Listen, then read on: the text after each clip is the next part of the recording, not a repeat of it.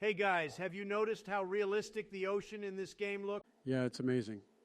The developers clearly did their research on oceanography. Maybe they consulted Mark Patterson for realistic-looking fluid dynamics. You know, I used to be really interested in oceanography when I was in college. Oceanography? Never heard of it. Well, there's a lot to learn. For example, have you guys heard of the Milankovitch theory? It explains how variations in the Earth's orbit affect its climate. This Milankovitch theory sounds like a hoax. No, Donald, it's not a hoax. The Milankovitch theory explains how variations in the Earth's orbit affect its climate. Joe's right. The theory is based on sound scientific principles. Changes in the Earth's climate can affect ocean currents and temperature, which can in turn affect marine life and ecosystems. And speaking of temperature, have you guys heard of the blob? The what now? The blob is a warm patch of water that appeared in the Pacific Ocean in 2013 and caused all sorts of disruptions to marine ecosystems. It was caused by a combination of natural factors and climate change, which is another example of how oceanography and climate science are connected. Whatever, let's talk about something else. How about paleoclimatology? Dinosaurs love me. That's a fascinating field of study. It helps us understand how the Earth's climate has changed over time. Yes, and ice cores are a valuable tool for paleoclimatologists. They provide a record of past climate conditions. Ice cores? You mean those big chunks of ice that scientists pull out of glaciers? What's so special about them? They contain information about past climate conditions, such as temperature, atmospheric gases, and even the presence of volcanic eruptions. And not just ice cores, but also physical, biological, and chemical proxies are used to study past climate conditions. Proxies? You mean like spies? No, Donald. We mean indicators that can provide information about past climate conditions.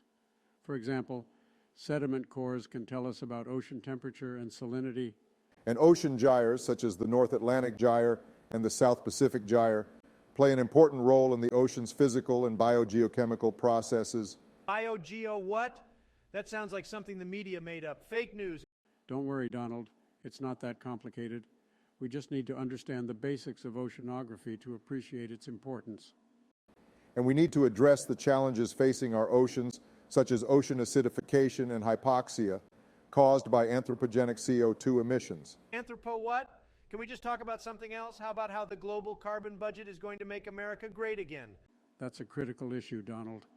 We need to reduce our carbon emissions to prevent further damage to our oceans and our planet. And we need to invest in technologies such as iron fertilization and ocean alkalinity enhancement to mitigate the effects of CO2 on our oceans. Iron fertilization? You mean like the club typically used for mid-range shots and has a loft angle of around 35 degrees? No, Donald. It's a technique that involves adding iron to the ocean to stimulate the growth of phytoplankton, which can absorb CO2 from the atmosphere. It's a controversial technique as some of the carbon that is consumed by the phytoplankton may be transferred to zooplankton, which are then consumed by other marine organisms higher up the food chain. This means that some of the carbon that was removed from the atmosphere through iron fertilization may not be sequestered in the deep ocean as originally intended. All this research and technology sound expensive. Think about the economy, Sleepy Joe. The economy is important, Donald, but so is our environment. We need to find a balance between economic growth and environmental protection. Exactly. And that's why we need to work together to address the challenges facing our oceans and our planet. All right, fine. But can we at least talk about something more interesting, like golf? I think we've talked enough about oceanography for one day, Donald. And who knows, maybe we'll all become oceanographers like Steve and Aaron after playing this game.